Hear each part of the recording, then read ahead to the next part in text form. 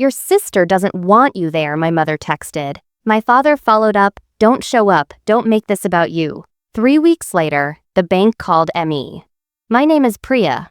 I'm 31 years old. I've always been the quiet engine of my family, the one who fills out the paperwork, who remembers the deadlines, who makes sure the lights stay on. I work as a financial analyst at a mid-sized firm downtown. It's not flashy. Nobody throws you a party for catching errors in spreadsheets. But I'm good at what I do. I notice things that other people miss. In my family, though, that never earned me anything. My older sister, Rena, was the one they adored. She had the charm, the looks, the easy laugh that made every room lighter. I had the responsibility. When bills piled up, they called ME. When taxes got confusing, they called ME.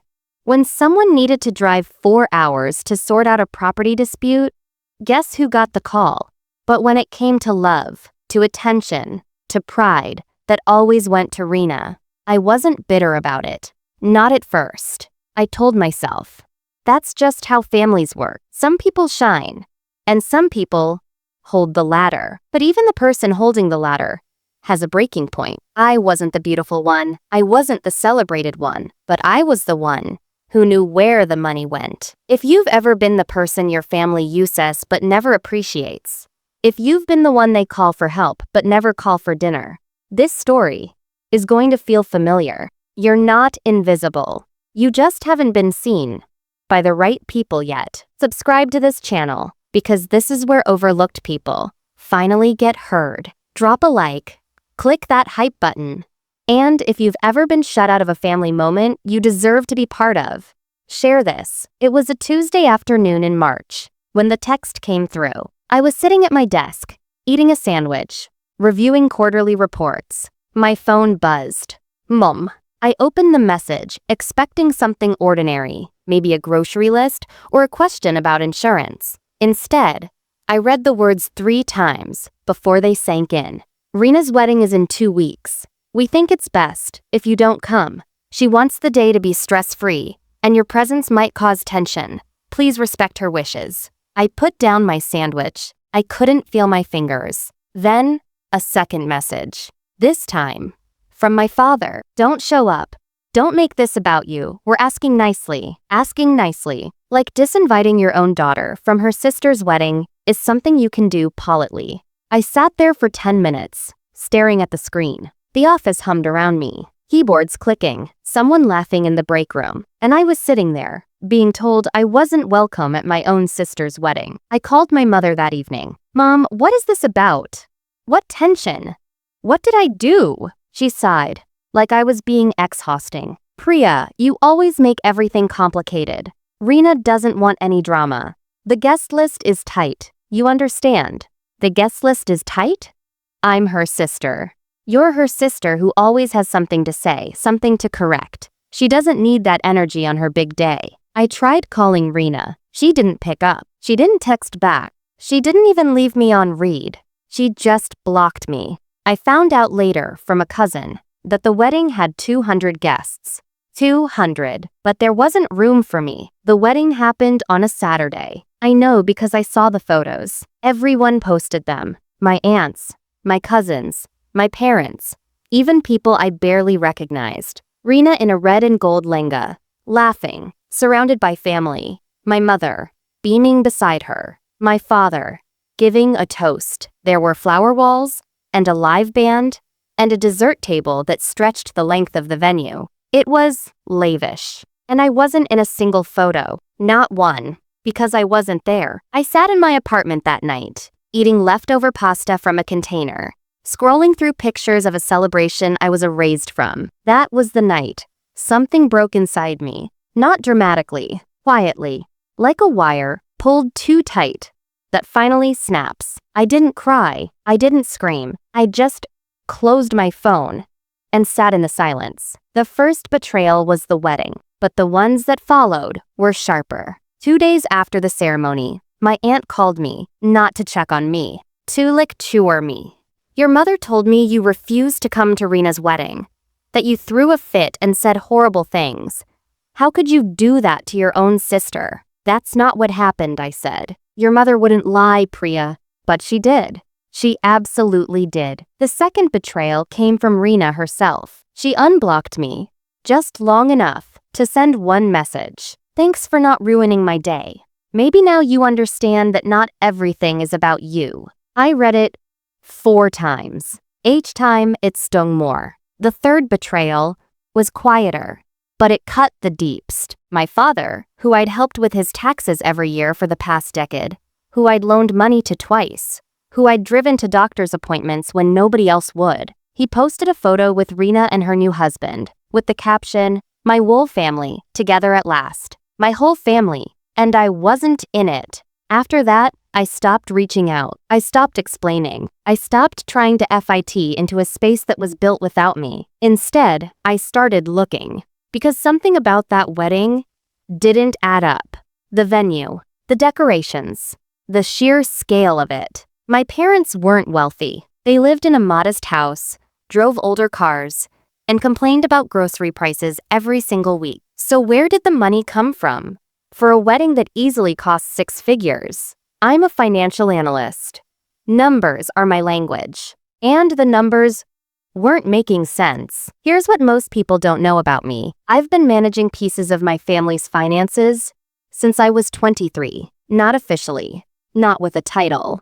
But every time there was a bank question, a loan document, a confusing statement, they brought it to me. What they didn't realize is that I kept copies, not out of suspicion, out of a bit. It's what you do when you work in finance. You document everything. I had folders on my laptop dating back 8 years, bank statements my parents asked me to review, loan applications I helped them fill out, account summaries for a joint savings account that my grandmother set up before she passed. That account was supposed to be split equally between me and Rena, $210,000, divided 2 ways. But when I started looking at the numbers after the wedding, the math didn't work. Large withdrawals, transfers to accounts I didn't recognize, payments made to vendors, caterers, and a venue, all within the last 6 months. They used my half to pay for Rena's wedding. They didn't ask me. They didn't tell me. They just took it.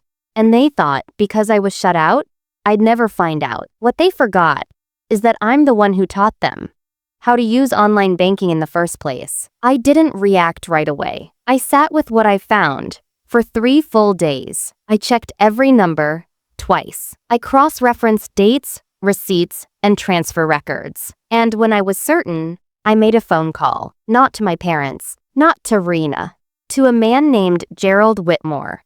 Gerald was the bank manager at the branch where my grandmother originally opened that joint savings account. He'd known my grandmother personally. He used to send her a card every Christmas. When I explained who I was, his voice softened. "Priya, I remember you. You came in with your grandmother when you were still in college. She was very specific about how that account was to be handled." "I know," I said. "That's why I'm calling." I told him what I'd found. The withdrawals, the transfers, the timeline. There was a long pause. "Priya, you're listed as a co-holder on that account. Any withdrawals above a certain threshold require dual authorization." "I never authorized anything," I said. Another pause. "Then we have a problem." Gerald told me to come in with all my documentation. He told me the bank would need to open a formal review. He also told me something else, something that made my blood run cold. "There's a secondary account your parents opened last year. Your name was added to it without your signature." They had forged my name on a bank document. That same week, I met with Gerald in person. He sat across from me in a small office with fluorescent lights and a framed photo of his grandchildren on the desk. He reviewed every document I brought, every statement, every transfer record, every copy. His face tightened as he turned each page. "This is serious, Priya. This isn't just a family disagreement. This is fraud." Meanwhile, my family had no idea. My mother posted a photo of Rena's honeymoon with a heart emoji. My father shared an article about family loyalty. Rena changed her profile picture to one of her and my parents, laughing at the reception. They were celebrating. They thought they had won. They thought I was too quiet, too obedient, too beaten to do anything. They forgot who handled their paperwork. They forgot who understood the accounts. They forgot that the quiet one was the one who knew everything. 3 weeks after the wedding, the bank called, but they didn't call me. They called my parents. Gerald's team had completed their review. Unauthorized withdrawals, forged signatures, misuse of a jointly held account. My mother called me, for the first time in weeks, in a panic. Priya, what did you do? The bank is saying there's an investigation. They're freezing accounts. What did you tell them? I was calm. My voice didn't shake. My hands didn't tremble. I told them the truth, Mom. You had no right. Actually, I had every right. My name is on that account. My money was in that account. And you took it, without my permission. She went silent. Then, quieter. Almost a whisper. It was for your sister. It was for her wedding, I said. A wedding you told me I wasn't welcome at. You used my inheritance to fund a party you disinvited me from, and then you lied about it. She hung up. 30 minutes later, my father called. Priya, let's talk about this like a family. You told me I wasn't family, Dad. You told me not to show up. You posted a photo and called everyone else your whole family. So let's not pretend this is something we can fix with a conversation. He didn't call again. The formal review took another 2 weeks. Gerald contacted me with the results. The bank confirmed unauthorized access, forged authorization signatures, over $105,000 withdrawn from the joint account without my knowledge or consent. The funds were traced directly to payments for the wedding venue, the catering company, the florist, the band, and even Rena's honeymoon flights. Every dollar of my inheritance spent on a celebration, I was banned from attending. Gerald sat across from me, his hands folded on the desk. You have several options, Priya. The bank is prepared to support your claim. And depending on how you want to proceed, this could also become a criminal matter. I sat with that word, criminal. My own parents. I didn't answer right away. I asked for a week to think. And during that week, something happened that I didn't expect. Rena called me, not angry this time, not cold, scared. Priya, Mom and Dad said the bank is freezing everything. They said they might lose the house. Is that true? I don't know, Rena. I'm not the one who made those decisions. But you're the one who reported it. No, I'm the one who found out that my money was stolen. There's a difference. She was quiet for a long time. I didn't know, she finally said. I didn't know where the money came from. You didn't ask, Rena. You never ask. You just receive. She started crying. I didn't comfort her. Not because I'm cruel, but because I was tired of being the one who holds everyone together while they tear me apart. I chose not to press criminal charges. Not for them. For Emmy. I didn't want to spend the next year in courtrooms and depositions, reliving every moment of being discarded. But I did pursue a full civil recovery. Every dollar return. With interest. Gerald made sure of it. The bank flagged my parents' accounts. Their credit took a massive hit. The secondary account, with my forged signature, was closed and reported. My parents lost their financial standing. The house they were so proud of went up for a second mortgage they couldn't afford. And Rena's perfect wedding, the one paid for with stolen money, now carried a price tag that would follow the family for years. I didn't gloat. I didn't post about it. I didn't call anyone to tell my side. I just walked forward. I moved to a new apartment, closer to work. I changed my phone number. I unfollowed every family member on every platform. And for the first time in my entire life, I felt light.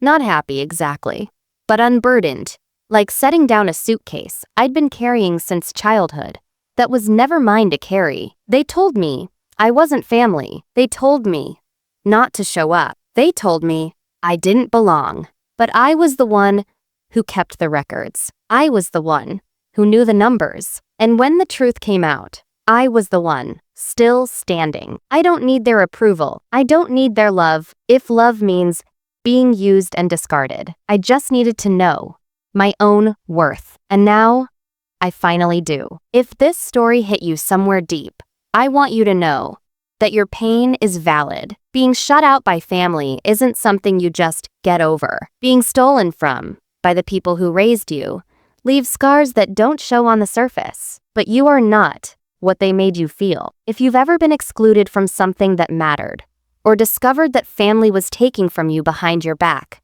tell me your story in the comments. Subscribe, because this channel exists for people like us. And click hype to help this story reach someone who's sitting alone right now wondering if they're crazy for feeling hurt. They're not crazy, and neither are you. Did this story make you feel something? If it did, don't scroll past. Drop a comment. Tell me, what part hit the hardest? Hit that like button, because every like pushes this story further. Click hype, because someone out there needs to hear this tonight. The more you share, the more these stories get told. And there are so many more waiting to be heard. I'll see you in the next one.